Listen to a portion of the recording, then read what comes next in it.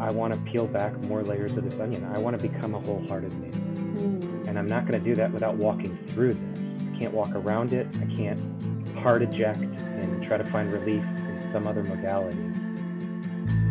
Welcome to the Crucible Project podcast. The Crucible Project is a nonprofit organization committed to creating a world of men and women who live with integrity, grace, and courage, helping them to fulfill their God-given purpose. This podcast will discuss important and sometimes difficult topics while delivering practical life applications with men and women who are currently practicing this work. We are igniting Christ-like change in men and women through experiences of radical honesty and grace. Welcome back to the Crucible Podcast. My name is Joy Dunning. I'm your host today, and I'm here with Chris Rice, one of our special guests. Hey, Chris, you want to introduce yourself? Hi, Joy. Thanks so much for having me on. I'm Chris Rice. I live in the Chicagoland area, and I wanted to start with a quote. So the primary work of God is finding men to whom he can entrust his power. And the story of most men is being entrusted with power and it bringing harm to themselves and those under their care. And that was the story of my life prior to the Crucible Project. Wow. Well, let's unpack that a little bit. So, Chris, you've been a Crucible man for, many years? 11 years now? But before you started with Crucible, you were in the midst of some chaos and crisis. Can you tell us some of that story? I was walking through a divorce I didn't want before, so I attended a March 2012 Crucible weekend. And prior to that, I had just been served papers multiple times, but this was the final nail in the coffin. And I had lost 2 children in the mix of, and by lost, I mean they moved back to California with their mom. And I was in dire straits. I was in trouble mentally, emotionally, spiritually, physically. And that was 5 days prior to going on this initial Crucible weekend. Wow. All right. Well, you said everything was fair game, so I'm going to ask, can you share some of what led to the divorce that you didn't want? What was going on with that story? I had no idea that I was insecure of a man prior to the Crucible Project weekend. And I would say that, I was going through a myriad of things. My wife and I, we got married when we were really young, and I was in my young 20s. She was physically sick. In part, it was an autoimmune disease. And I won't go into the depth of her story, but I got married thinking, well, this is about me. I grew up in a very religious Christian home. And I thought, well, I get married and now I get served here. And I'm the head of the household and I had all this Christianese speak. And she was sick and I wasn't getting what I wanted emotionally, physically, a lot of different things. And I remember a moment when she was near death and medical debt was piling up. And I was so pissed off. I was so angry at God, pointing the finger at God. You did this. How did you allow this to happen? It's not fair. It's not what I signed up for. So all of my woundedness, we talk about this a lot, as you know, in the Crucible Project, all of my wounds, I was hiding, repressing, denying these wounds that I had no idea what to deal with. And they were popping out sideways everywhere. They were coming out of anger, explosive anger on my wife at the time. Yeah, I was just grieved by my behavior, but I didn't know what to do with it. I didn't have any formal counseling when I was in my young 20s. So I had no idea how to unpack all of this. And so she left multiple times. Were you aware enough in the moment to know that you had an anger issue? Yeah, it's such a great question, Joy, because I think what I had been taught growing up is, anger's not right. Or if you have anger, don't let the sun go down under your anger, or do not sin when you're angry. And I was just like, well, this is so stupid. Like, I have all of these emotions. I have this power inside of me. I don't know what to do with it. And so I'd stuff it way, way down, and it would just come out. So I had this explosive anger, and, I just, pray about it more, or, do this class, or go to anger management. I actually went to, at the time, I was the youngest to go through Celebrate Recovery, that I was aware of, which was a Christian program. And going through anger, there were a lot of tools which were, I think, helpful if I look back on my story. And Mm-hmm. it wasn't getting to the core root of the problem for me. It was just Yeah. touching a lot of the surfacey stuff. So you mentioned that she left, several times. Right before your weekend, you were served papers and you knew that was the final nail in the coffin. So what was different about that time that let you know that this was different and this was final? Oh, I didn't know it at the time when I was going on the Crucible weekend. Mm, I'd shared this. So I've been on 20 men's retreats. So, I'm so involved in all these other organizations. I'd been through Separated Men's Group. I'd been through counseling. I'd, had a dear counselor that had passed away, but she was one of the most meaningful women in my life, still to this mm, day. I didn't know, though, that I could walk into a weekend and share my truth without getting bludgeoned with Godspeak or you need to repent or whatever. Like, it was met with a lot of grace. That was the difference for me. And to be able to, I don't know, scream, yell, tell God how I really felt, even though I knew in my head that He knew. I wasn't hiding anything from Him. There was something different about a Crucible weekend experientially where I was able to get that stuff out of my body. I guess that's the only mm, way I know how to describe it without going into too much detail. yeah. And it worked for me, where I could Mm, say, F you, God. I didn't sign up for this. And he could be okay with that. And like, wow, I still love you. You're a son to me. Like, you're my son. You're my boy. I see hmm. you even in the midst of all of this pain. Like, and it's okay. Wow, that's powerful. I can echo that. Growing up in a Christian home, you learn the emotions that are okay and the emotions that aren't okay. And you don't really learn what to do with the ones that are deemed not okay, like anger, but it doesn't go away. Ignoring it doesn't make it go away. In fact, it just makes it come out sideways. It's like trying to grasp sand in your hand, and the harder you hold it, the more it comes out, and you can't make it stop. So I hear that on the weekend, for you got a lot of release of some of that, and you were able to release it in your body as well. So if you could just tell me in a phrase, like maybe what you were hoping to get out of the weekend going into it, and then what you found for yourself there. I'd love to hear that. The weekend for me, I stepped in. I wanted clarity. Obviously, I was in such a rough spot. I was wanting relief, really, from. I Yeah. don't want to walk through this divorce with two. My kids at the time were 2 months old and just over a year, and so I was devastated. All since I was a little boy, all I wanted to do was have a family and be a dad, and Mm, having that removed in part because of my own behavior, was so devastating to me. I was limping into the weekend. So I wanted clarity to answer your question. I wanted relief. I wanted to see God in a different light. And I got so much more than that from the weekend. And you mentioned emotions. And I think this is important because I've mentioned this in other circles. I had no category for tenderness. That did not exist in my life. mm, Like, that was for weak people, weak men. I remember in high school, like, if I cried, you were a pussy. That was the mm, terminology. And mm-hmm. so playing sports growing up and being smaller in stature, it was like I just had to power through everything. So anger, I could use that to drive. Certainly excitement and joy was a part of my life, but push down sadness, push down tender, like when men would check in that they were tender, I'm like, I have no idea what you're talking about. In fact, that seems weak to me. So all of these new categories came to light after the weekend. And that was a Yeah. big shift for me. Being married with two kids, being a dad, all you ever wanted, and then that's gone, and literally on the other side of the country. Can you share some of the story with us of what it was like after your weekend and now communicating with your former wife and, trying to see your kids, and what did life post weekend, both in the immediate and, over the coming months and time after that, what did that look like for you? Yeah. I'm going to peel back another layer of the onion. So very personally, uh, part of the divorce, I'll give you the scene.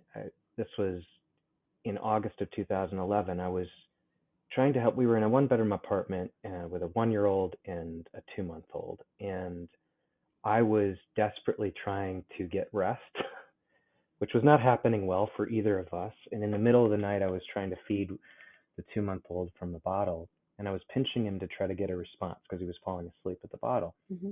And I pinched him hard enough to leave a bruise. And so that bruise, and I've mentioned this before, is really the undoing of my life around DCFS came, and there's a whole deeper story in that. But what resulted from that was, I didn't have access to my kids because of DCFS and because of just the complexity of that. So when you said like what happened post weekend, I was just trying to get time, and so I was taking trips, but having to stay at a hotel. My former wife, she was obviously scared still, and it was trying to work through all of that. And so it was like, how am I going to spend time with my kids in a hotel when they're babies, they're Mm-hmm. infants? That was so challenging for me, and it is still to this day. I've taken 51 trips to California, Wow. and they've been like a Crucible weekend 51 times over. They're incredibly difficult, both emotionally, physically, as you can imagine, for the kids and for myself. And we have a great relationship. And I would say that through the work of the Crucible Project, my former wife and I have, like, I really care about her. I care about her as a mom. I want the boys to love and respect her. That is of utmost importance to me. And that would not have happened without going on this weekend. And so I would say that, it was difficult, one trip at a time, really difficult. Yeah. So you mentioned, the Crucible has helped you with rebuilding that relationship with your former wife. I'm curious if there were things that while you were taking those trips, especially in more of the earlier years, that your Crucible experience and weekend, and I know you said you went on a different weekend as well shortly after Crucible, that was a part of your healing journey. Were there takeaways from that you could point to and maybe say, man, this was one thing that really helped me make it through or helped me survive some of those tumultuous times? So the other weekend you mentioned was the intensive with Wild at Heart, and I just love that organization as well. And I think that we're both organizations, the Crucible Project and Wild at Heart, are about integrating wholeheartedness in men and women, and yeah, connecting soul level care. When I was on this journey of trying to forgive, which was the first part, and I would say the second thing was own my part of the wounding. So it would be very easy, and I think it is in this day and age, for people to just blame. But it really doesn't help, as you know, Joy. I mean, my goodness, I could point the finger, and then I have 4 fingers pointing back at me. Mm-hmm. And so I learned quite a bit through the Crucible Project about losing the victim mentality and taking ownership for my choices, that they're 100% my choices. Yeah, I could have said, well, this wasn't fair, and this is, on her, or this is circumstance, but it's not helpful. I have to make a decision for myself. Do I want to change? Because change is incredibly painful, as you know, but nothing endures. Like Heraclitus says, nothing endures but change. And so I had to make a decision through the 2-year transformational program and walking with a group of men that I could trust, that were safe for me, to say, I want to peel back more layers of this onion. I want to become a wholehearted man. Mm. And I'm not going to do that without walking through this. I can't walk around it. I can't hard eject and try to find relief in some other modality. I have to dive into this for my own personal growth, and so that I can become the father that I know I am. Yeah. I mean, Chris, even just saying that, like, wow, how profound. Because I will tell you, you could have, you know, you could have chosen to find relief in other modalities. Plenty of people do, and we see the destruction that causes. So, man, I just honor you and the work that you have put in to say, I'm not going to take the easy way out. I'm going to fight through this tooth and nail and get to the other side. Because like you said, that's how you become the father that you know you are. I'd love to hear, what that looks like for you now. Cause, I know that you're remarried, you have two more awesome kids. And can you share a little bit about what life looks like in present day? Yeah, this is such a wonderful rescue for me, which is part of my mission. I mean, we also do a mission weekend in the Crucible Project, and that was so meaningful for me to live into my mission. Hmm. So here's my mission. I rescue and restore freedom through daddy's love and boundless encouragement. And in the word rescue is so important to me because I was rescued unexpectedly. Hmm. The one thing that I wanted, as I mentioned, was to be a dad and to be a family man. And I got that back in spades. So although it's a blended family of four boys, wild, crazy, barbaric boys, I did meet my wife through the Crucible Project. It was unexpected. I wasn't looking. I was doing my work. I was diving into my story and looking at my core wounds. And yeah, I met this beautiful woman who I just thought was going to be a friend, and she ends up being my wife. So today is much different. It we're both involved in the Crucible Project and the women's and men's work, and I think that's the key. So my life isn't roses. There's plenty of thorns. There's plenty of crap that happens even present day, even this morning as I'm getting my kids ready for school, and I'm continuing to do the work. That's the key. Mm-hmm. It's like this doesn't end. It doesn't, oh, I go on a weekend or I go through the 2-year transformational program and it's over with. No, it's just, that's the lie that I think Satan loves to feed us as humans is, oh, that was enough, or now you're complete. I've got so much more work to do, so many more layers to peel back, and so much love and joy to experience through that work. Mm-hmm. Well, and how cool that your wife is engaged in it too, because it can be easy as a spouse, to be involved in something like Crucible. You're taking time out of your family commitments. You're, spending money to go on this weekend retreat or to participate in this 2-year program. It can be easy as a spouse to feel like, all right, well, you did it. Where's my return on investment? Like, when are you going to be fixed so that we can go forward? And um, for you and your wife to both be involved and to know enough about yourselves, the journey, and the redemptive work of Christ to know that we're never going to be fixed and fully there on this side of eternity. But the more that we engage in the work, the more that we can live these healthier lives. And sometimes that's physically, but often it's that emotional health, that spiritual health. That's just such a gift for each of you in your marriage and for your kids to see what healthy adults look like. So that's really cool. Thank you. Yeah. It's a journey, as we say. The journey The continues. journey It continues. continues. It continues and continues. Yes, it does. So Chris, I'm just curious, going back to your mission statement, can you tell me that one more time? I rescue and restore freedom through Daddy's love, Daddy being God, through Daddy's love and boundless encouragement. Yeah. So it was that through daddy's love that I wanted to hit on, hearing just how desperately in your life you wanted to be a dad. And, so often that picture of God the Father can be so condemning for so many people. And you refer to him as daddy. Can you tell me? I mean, such a sweet, talk about tender. You say you didn't know what tender looked like. Yeah. That is such a tender phrase for God. Can you tell me a little bit more about that? Yeah, tender. What a beautiful word that I, in my woundedness, decided that that was for weak men. So I think that that's the freedom that really helped me was to see that a tender warrior, present day language, is so much more safe than the opposite, which is just stuffing that tenderness. And I would say that God has showed up for me in so many miraculous ways. And so, and even from a little boy, I had a love language with God that was just very personal and still is for me. Mm. That's unique, but I was able to express it in different ways through the Crucible Project. Like, not to be ashamed of that, not to be ashamed of, and to know. I think the hardest part for me is I didn't know I was a son myself. Mm. So that daddy is so personal for me because, I love my earthly father, and there are ways in which he has been amazing, and there are ways in which he falls short, which is exactly, my experience, or I'm assuming is going to be the experience with my own son. Mm-hmm. But I think that, George MacDonald says this: since we are sons of God, we must become sons of God. I had no idea how to become a son myself.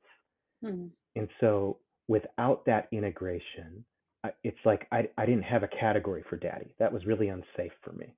Like you said, God was a cosmic killjoy, waiting for the next hammer to fall when I sin, whatever that means. Mm-hmm. It could be a myriad of things that I think the religious fog is good at hammering people even in our current day. But I had to learn that, hey, I'm not a sinner. That's not my name. I'm a son. Mm. And if I'm a son, then I have a good daddy. Like, I have to have a good daddy because he's restorative, he's loving, he's kind, he's strong, he's Aslan. Yeah. So that's a big shift for me. So if I hold that in front of me, and we talk about this a lot, as you know, Joy, about holding things in front of us, whether it's shadow or even the gold that we bring as humans. Like, if I hold that part of daddy in front of me, that he's a good dad, and he means well for me, even though life is tough and life isn't fair, then it shifts things for me. It becomes more personal. It doesn't become this, you know, some deity up in the clouds that doesn't really care about what's going on in my life. Like, I have too many instances, as I've just shared with you, about, having 4 boys, where I see his goodness. So, Chris, earlier you mentioned, I'm not a sinner. That's not my name. So I'm curious if you could tell us, like, what is your name? Is there a word or a phrase or an image that comes to mind that resonates with who God has made you to be and represents the journey that you've been on? I'll pick apart this one because the journey of who God made you to be, what you just said, Joy, is, yeah, just the tenderness, even saying it, is just be. So when I think about I'm not a sinner, uh, part of my story is carrying too much in order to, you know, make up for the sins that I commit, whatever that may be. And it could be a myriad of things. Mm-hmm. But I'll just, okay, so now I have a penance to pay, and so I have to carry it. And what daddy says to me is just be. Mm. And so when I think of a bumblebee, which anytime I see one, I get undone, because it's a literal, physical, visual reminder for me that I don't have to do anything to earn his love. I don't. I don't have to do anything to know that I'm a son. It's automatic. That's ingrained in me as a son. I just being is okay. I don't have to do in order to manufacture love or validation or worthiness. And so that's one segment, what I'm not a sinner, just be. And there's another part of it that's a lion. So I have this love for C.S. Lewis, and I'm sure many of the listeners do, especially with Narnia. And there's a scene where this beautiful Aslan, as you know, is this fierce lion, and yet the kids are able to approach him, the kids in the story. And although he's not safe, he's good. And so there's a part of me that resonates so much with lion in the wild, the lion as being this fierce animal, but at least in the story of C.S. Lewis, it's, he's depicted as the savior and the one that loves well and that is kind and that fights for others. So, Yeah, I mean, what a beautiful image. God can be that roaring lion, the one who defeats death, the one who tramples sin. Man, like rips it to shreds in a way that is final, that none of us have the power to do. And yet, the lion can lay by the lamb and be gentle and be good. And because he is good, we can be sons and daughters of him. And that's just such a beautiful reminder. So thanks for that, Chris. I think it's important to note too, Joy. I don't, and I'm speaking to the men that will listen to this. I don't have to bring up my power in order to be masculine, in order to be fully alive in God. That's given, at least in my personhood. Like, I'm a powerful man. I know that. And when I lead with tenderness, that power doesn't diminish itself. It doesn't go away. When I lead with tenderness, that's when I'm safe for others.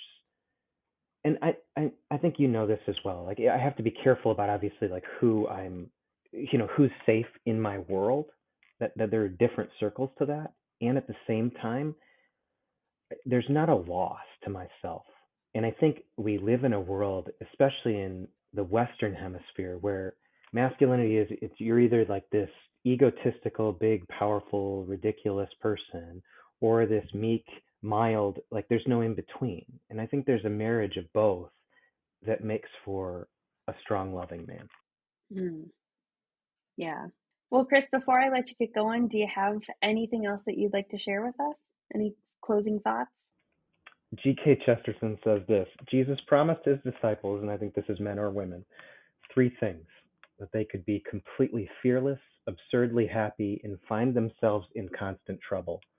So I don't mind being in trouble. That's fine. I think that's part of this journey in life and learning from our mistakes. And I'm grateful to do that with the Crucible Project, which has just been a wonderful ministry. And thank you. Thank you, Joy. Yeah. Well, Chris, it has been wonderful to connect with you, and I appreciate you sharing your story, anger to tenderness and everything in between. Obviously, this is only a small fraction of the story. There's so much more to unpack, but you are invested, you are doing the work, you're bringing that goodness to your family, to your kids, to your community, to your work, and creating those safe spaces where you can be part of that rescue and redemption work for others too. So thank you for your time, and thanks for your investment in this work. It's been a pleasure, Joy. Thank you.